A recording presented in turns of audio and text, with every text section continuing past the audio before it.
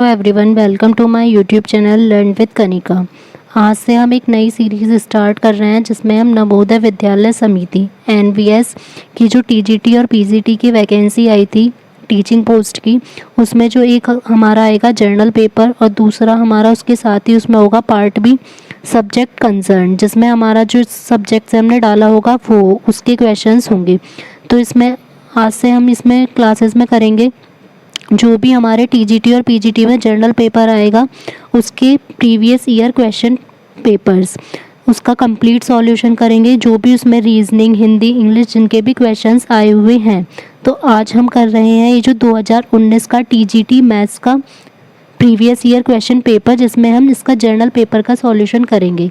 अगर आपको ये वीडियो अच्छी लगे तो इसे लाइक एंड शेयर ज़रूर कीजिएगा। साथ ही अगर आप चैनल पर नए हैं तो चैनल को सब्सक्राइब करना ना भूलें। इसमें हमारा फर्स्ट सेक्शन है रीजनिंग एबिलिटी। तो रीजनिंग एबिलिटी में हम देखते हैं कि क्वेश्चन फर्स्ट क्या है। क्वेश्चन फर्स्ट है इंट्रोड्यूसिंग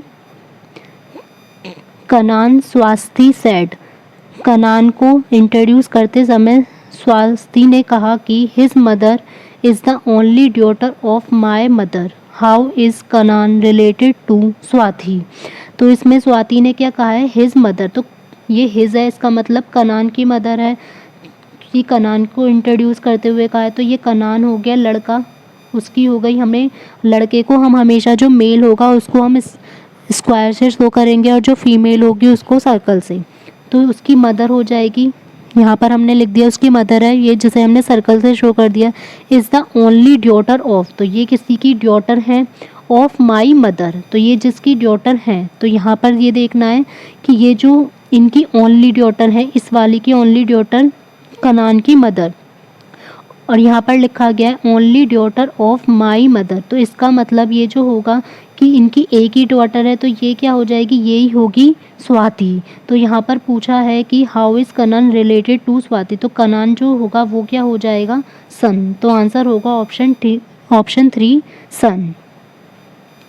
नेक्स्ट है find the wrong term from the following series. यहाँ पर हमें दिया गया है ये सीरीज़, तो इसमें हमें देखना है कि रॉन्ग टर्म कौन सी होगी, कि कौन सी हमें टर्म गलत दी गई है। तो यहाँ दिया है 1, 6, 16, 31, 51, 76, 106, 140, 181 और 226। तो इसमें हमें देखेंगे कि कौन सा सिक्वेंस ऐसा बैठ रहा है। तो पहले यहाँ पर देखते हैं 1 से 6 पे जा रहे हैं, तो क्या हो रहा है +5, फिर 6 से 16 पर जाएंगे तो +10, 16 से जब हम यहाँ पर 31 जाएंगे तो क्या हो जाएगा हमारा +15, फिर 31 से 20 जाएंगे, 31 से 51 जाएंगे तो +20, फिर 51 से 76 जाएंगे तो +25, फिर 76 से हम जब 106 जाएंगे तो कितना हो जाएगा +30। अब यहाँ पर 106 से 140 जा रहे हैं, तो हमारा क्या डिफरेंस निकल कर आ रहा है, 10 में से 6 गया 4 और 34। फिर यहाँ पर हमने 181 में से जब 140 को माइनस करेंगे तो क्या हमारा डिफरेंस आएगा 41, और लास्ट में हमारा आ जाएगा 226 में से 181 को माइनस करेंगे तो हमारा आ जाएगा 45। इसका मतलब यहाँ पर सभी में 5 का डिफरेंस है, 5, 10, 15, 20, 25, 30। तो यहाँ क्या होना चाहिए था 35 का डिफरेंस, मीन्स 140 की जगह क्या आना चाहिए था यहाँ पर 140, यहाँ पर आना चाहिए था हमारा 141 आना चाहिए था, जिससे कि यहाँ पर हमारा डिफरेंस 35 हो जाता, और 181 में से जब 141 को माइनस कर दे तो यहाँ पर डिफरेंस क्या हो जाता +40। तो रॉन्ग टर्म हमारी क्या हो जाएगी, option 4 140।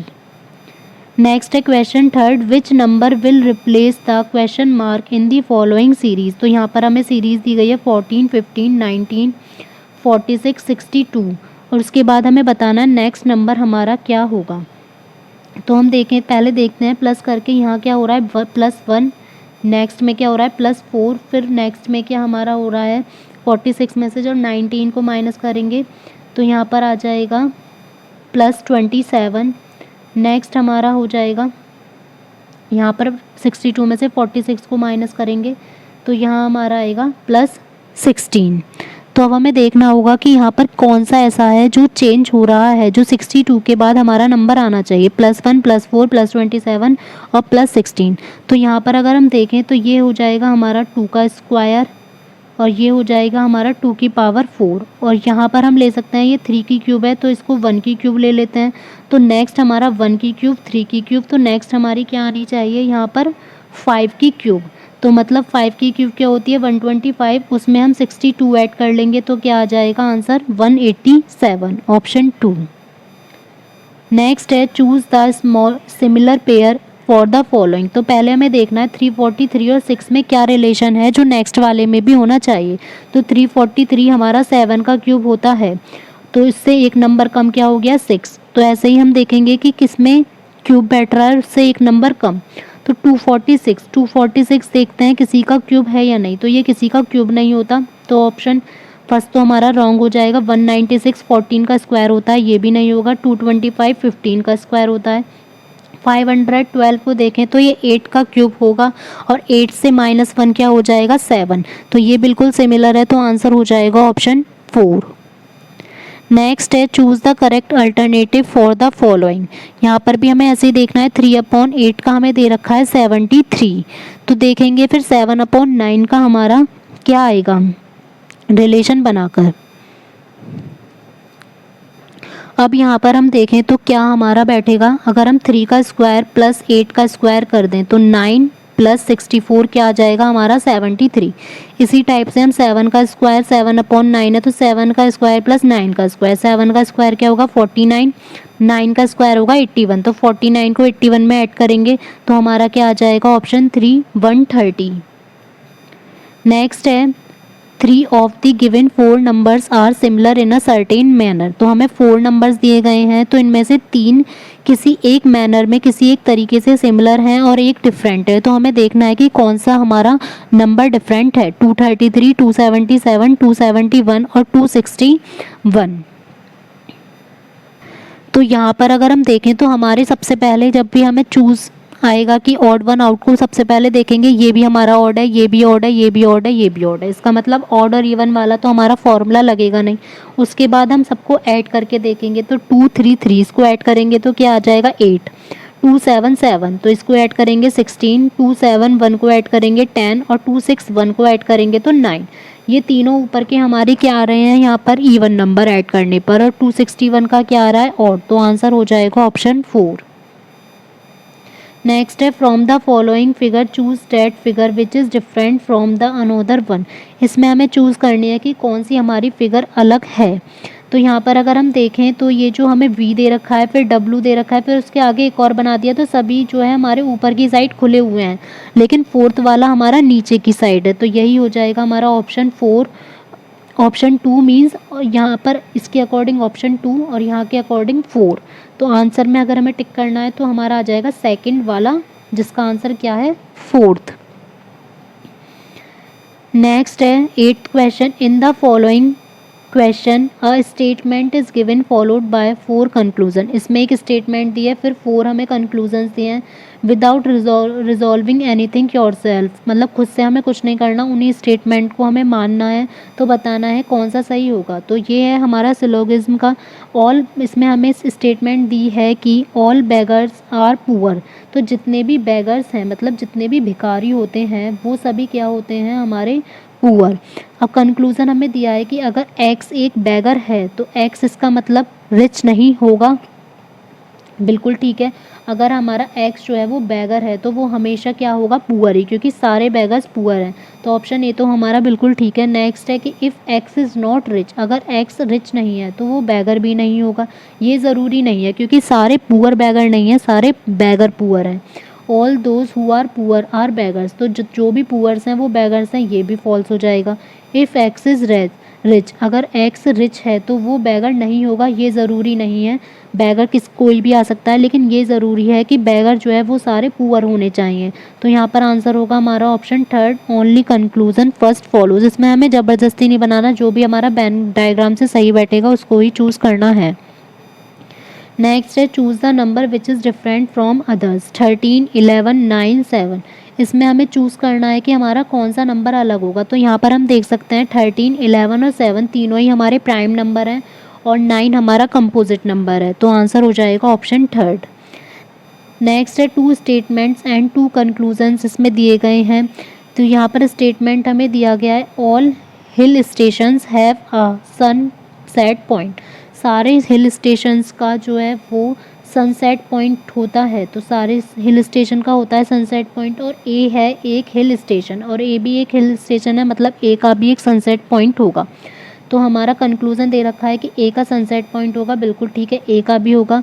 Places other than hill station do not have sunset point. Hill stations के अलावा जो भी प्लेसेस होते हैं उन पर सनसेट पॉइंट नहीं होता, ये गलत है। इसमें केवल हिल स्टेशन की बात की गई है, औरों की नहीं। तो यहाँ आंसर हो जाएगा option first, only conclusion 1 follows. यहाँ पर हमारे इसके हो गए हैं रीजनिंग के 10 क्वेश्चंस। नेक्स्ट हमारा सेक्शन आएगा जर्नल अवेयरनेस का।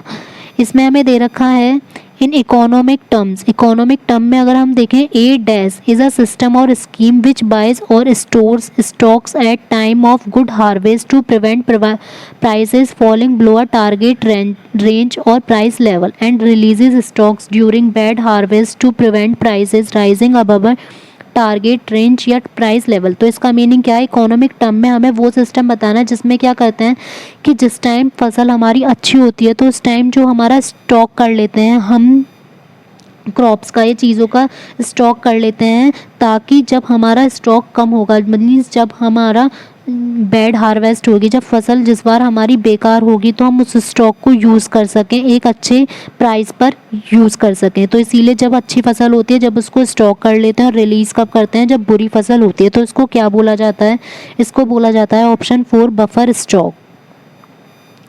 नेक्स्ट है there are dash schools of Indian philosophy known as shad darshans. तो सात दर्शंस के जो कितने स्कूल्स हैं, तो ये हैं पूरे 6 स्कूल्स। ऑप्शन ए जैसे न्याय इस टाइप के जो होते हैं, ज्ञान वो योग के, तो ये जो हमारे टोटल फिलोसफी के स्कूल्स होते हैं ये होते हैं 6।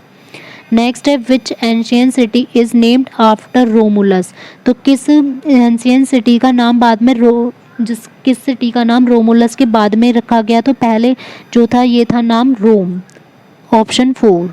नेक्स्ट है inter state counselling was constituted in which year. तो इंटर स्टेट काउंसलिंग कब बनाया गया, तो ये बनाया गया ऑप्शन 4 1990 में। नेक्स्ट है 11th fundamental duty was added by which constitutional amendment act. तो जो 11th फंडामेंटल ड्यूटी थी, पहले केवल 10 थी, जो 11th ऐड की गई है वो कब की गई, 86 कॉन्स्टिट्यूशनल अमेंडमेंट एक्ट 2002 से। नेक्स्ट है Indian archaeologist recently unearthed a real life sized stucco sculpture from a Buddhist site at. जो इंडियन आर्कियोलॉजिस्ट हैं उन्हें स्टोको स्कल्पचर मिला है बुद्धिस्ट साइट से। तो वो कहाँ पर मिला है, वो मिला है तेलंगाना में। नेक्स्ट है India has set a world record by launching dash number of satellites in a single mission. एक ही मिशन पे इंडिया ने एक साथ कितने सैटेलाइट्स लॉन्च करके वर्ल्ड रिकॉर्ड बना लिया है, 104। नेक्स्ट है the last captive white tiger named Bajirao who recently died belong to which of the following national park.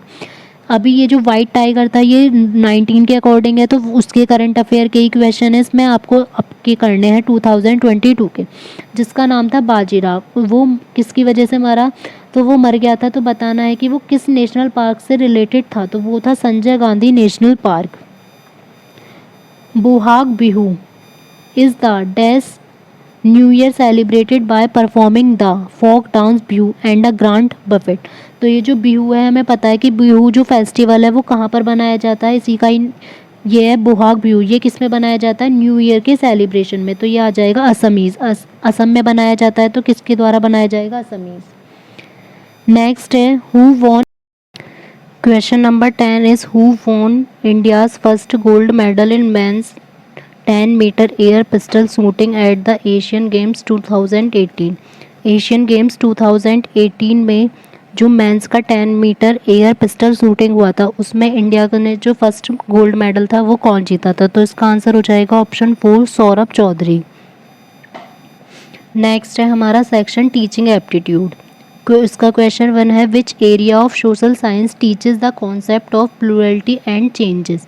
Social science का कौन सा ऐसा एरिया है जिसमें चेंजेस और प्लूरलिटी के बारे में बताया जाता है, तो वो आ जाएगा option 2 history. Next, which statement is correct with the respect of the relationship between intelligence and creativity. Intelligence बुद्धि और क्रिएटिविटी सृजनात्मकता, इन दोनों के बीच में कौन सा रिलेशनशिप ठीक है। Intelligence is not required for creative person. Intelligence creative person के लिए ज़रूरी नहीं है, तो ये हो जाएगा false. Intelligence and creativity are only acquired from environment, ये केवल इन्वायरमेंट से ही मिलते हैं, ये गलत है। इन्वायरमेंट और हेरिडिटी दोनों से ही मिलेंगे। There is no difference between intelligence and creativity. Intelligence और क्रिएटिविटी में कोई डिफरेंस नहीं है, तो ये भी रॉन्ग हो जाएगा, दोनों ही चीज़ें अलग अलग हैं। फोर्थ ऑप्शन है intelligence and creativity are two independent functions of human personality. ये बिल्कुल ठीक है कि इंटेलिजेंस और क्रिएटिविटी एक ह्यूमन पर्सनैलिटी के दो इंडिपेंडेंट फंक्शंस हैं जो दोनों ही अलग अलग हैं।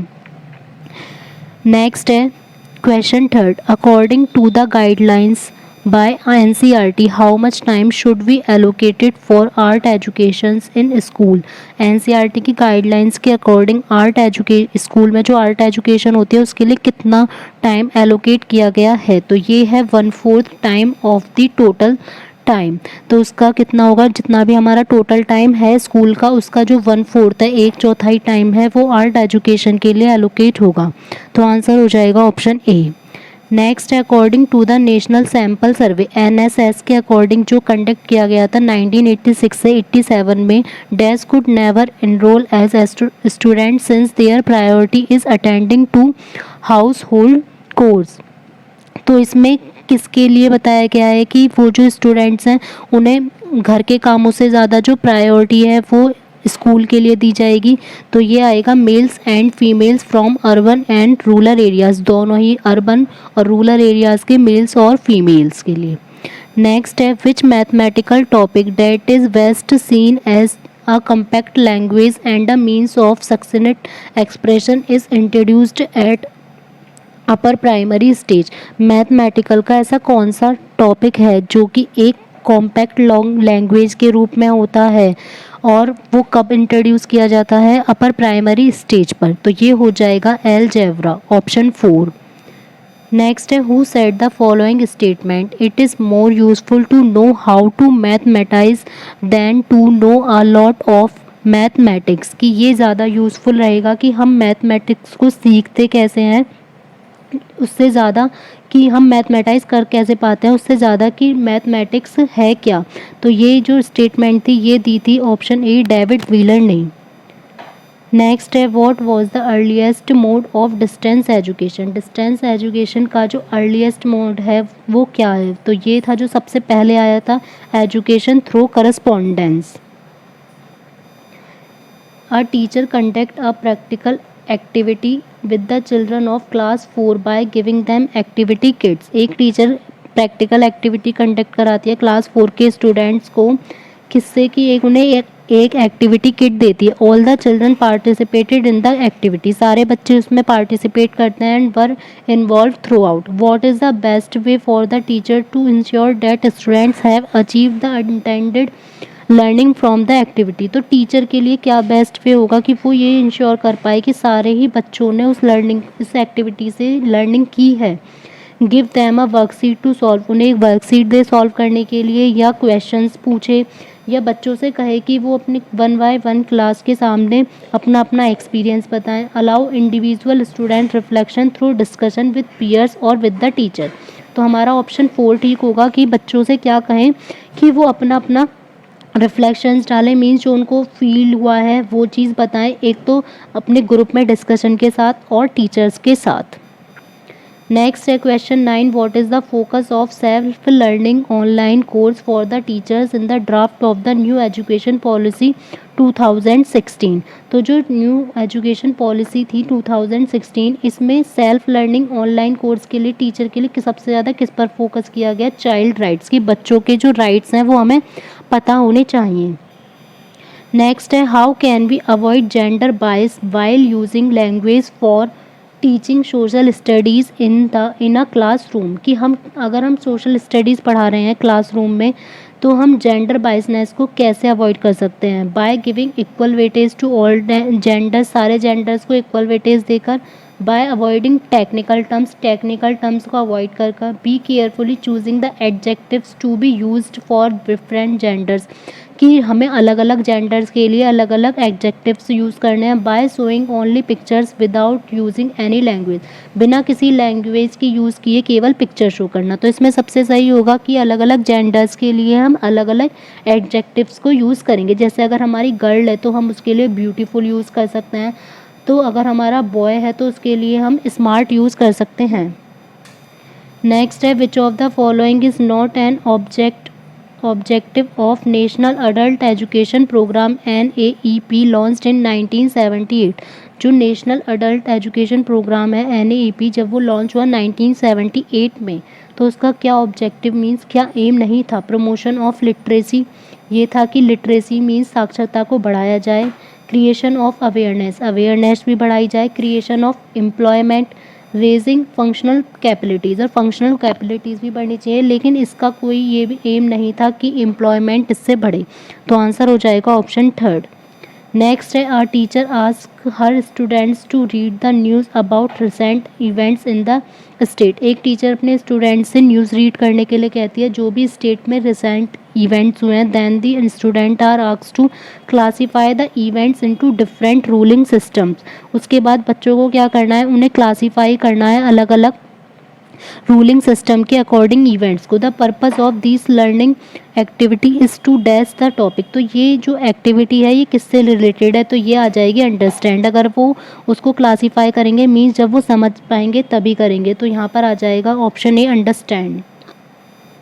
नेक्स्ट है, compare to a child growing up in one place, a child growing up in a migrating family is typically able to. एक बच्चा है जो कि केवल एक जगह है वहीं पर रह रहा है, वहीं पर बढ़ रहा है, और एक बच्चा है जो माइग्रेटिंग फैमिली में रह रहा है कि एक साल हम यहाँ रह लिए इस स्टेट में और दूसरी साल दूसरे स्टेट में। तो उसमें क्या टिपिकल होता है उनके लिए? तो ये होता है कनेक्ट विद प्यूपिल, क्योंकि जो बचपन से रह रहा है वो उन लोगों से जल्द आराम से कनेक्ट होगा बड़े होने तक, लेकिन जो माइग्रेटिंग फैमिली में रह रहा है पहले वो किसी और से कनेक्ट होगा, फिर जब चेंज हो जाएगा फिर किसी और से कनेक्ट होगा। तो उसको क्या टिपिकल लगेगा? Option A connect with pupil. Next है, what was the specific measure suggested by a teenage girl during the course of deliberations over the National Curriculum Framework review by NCERT।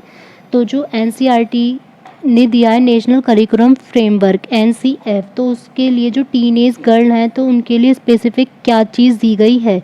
तो ये है to inculcate greater self awareness among boys regarding their behaviour towards girls. तो उन्हें क्या अपने अंदर awareness लानी है कि अगर कोई बॉय है तो वो उनकी तरफ कैसा बिहेव कर रहा है ताकि वो पहचान पाएँ। तो यहाँ पर आंसर हो जाएगा ऑप्शन थर्ड।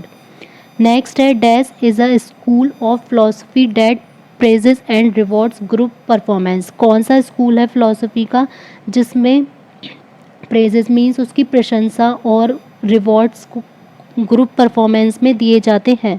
तो ग्रुप से रिलेटेड आएगा तो हमारा आ जाएगा कम्युनिटेरिज्म। तो आंसर होगा ऑप्शन 4। इसके बाद होंगे हमारे सब्जेक्ट नॉलेज के, उसके बाद हम देखते हैं अब हिंदी के क्वेश्चंस। अब इसमें हम करेंगे 100 तो थे सब्जेक्ट नॉलेज के, जो भी हमारा सब्जेक्ट होगा उसके क्वेश्चन सब है। जनरल हिंदी, विधेय के अंतर्गत क्या आता है? विधेय के अंतर्गत कर्ता, क्रिया, कर्म या कर्म व क्रिया। तो विधेय एक तो होता है हमारा सब्जेक्ट और एक होता है हमारा प्रेडिकेट। तो जो विधेय होता है उसको क्या हम बोलते हैं? प्रेडिकेट, और सब्जेक्ट को बोलेंगे हम कर्ता। तो विधेय के अंतर्गत क्या आएगा? हमारा कर्म ऑब्जेक्ट होगा और क्रिया वर्ब, ऑप्शन 4। नेक्स्ट है, निम्नलिखित में से सही विलोम युग्म नहीं है। तो सही से देखना है विलोम शब्द कौन सा नहीं है। ममता, घृणा, ये बिल्कुल ठीक है, ममता हो जाएगा प्यार, घृणा हो जाएगा नफरत। निर्दय, सदय, ये भी ठीक है। मधुर, कटु, लेकिन याचक, जाचक ये कोई विलोम शब्द नहीं है। तो आंसर होगा ऑप्शन 4। नेक्स्ट है, केतु का अर्थ क्या है? तो केतु का अर्थ होता है ध्वज, ऑप्शन 2। नेक्स्ट है, लहर के पर्यायवाची नहीं है। लहर के पर्यायवाची इनमें से वीची भी है, तरंग भी है, हिल्लोल भी है, लेकिन जो भंवर है वो लहर का पर्यायवाची नहीं है। नेक्स्ट है, अपना सा मुंह लेकर रह जाना। अपना सा मुंह लेकर रह जाना, इस मुहावरे का अर्थ है लज्जित होना।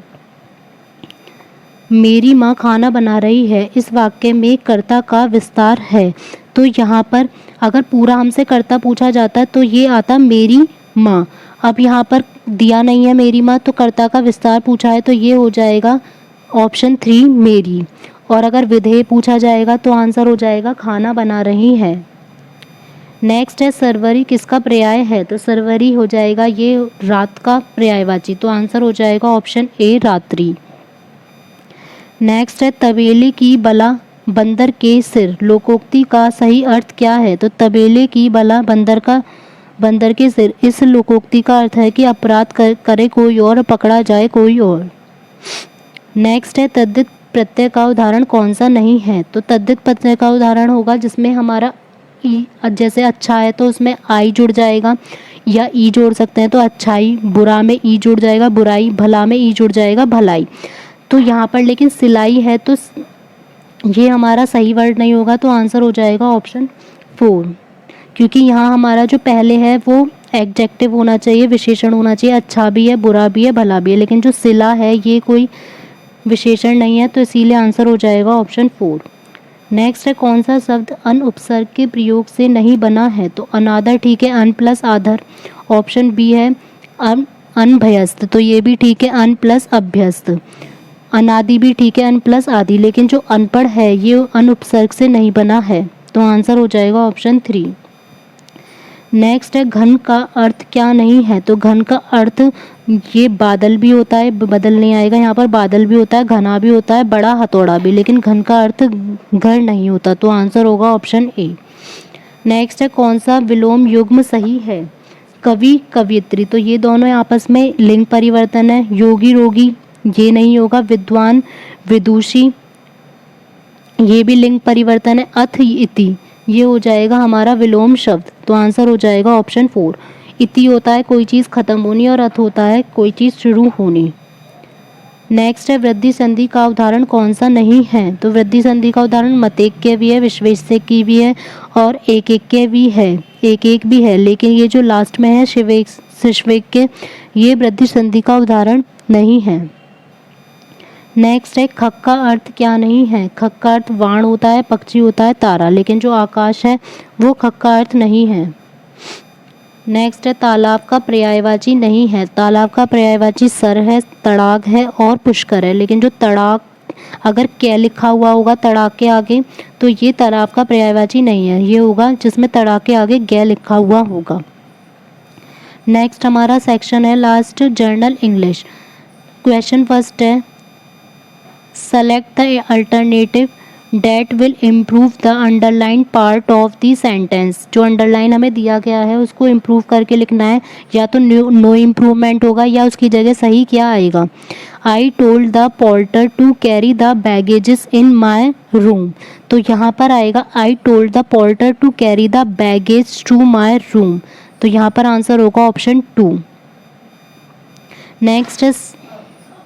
नेक्स्ट है select the most appropriate option to fill in the blank. Fill in the blank करना है, it is his dash to drink water first thing in the morning, तो ये क्या चीज़ है, इट यहाँ पर आएगा, इट इज़ हिज, यह उसकी हैबिट है कि वह सबसे पहले मॉर्निंग में सबसे पहले क्या चीज़ करता है, वाटर पीना, तो आंसर होगा ऑप्शन 3, क्योंकि जो चीज़ रोज़ कर रहे हैं तो वो हमारी क्या होगी, हैबिट।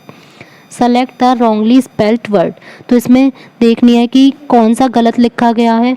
रिसीव हमारा ठीक है, बिलीव भी ठीक है, परसीव भी ठीक है, लेकिन जो अचीव है उसकी स्पेलिंग हमारी हो जाएगी गलत। अचीव की हमारी आएगी आई पहले आएगा और वी ई बाद में, तो यहाँ पर ई आई दे रखा है, उसकी जगह क्या आएगा, आई ई।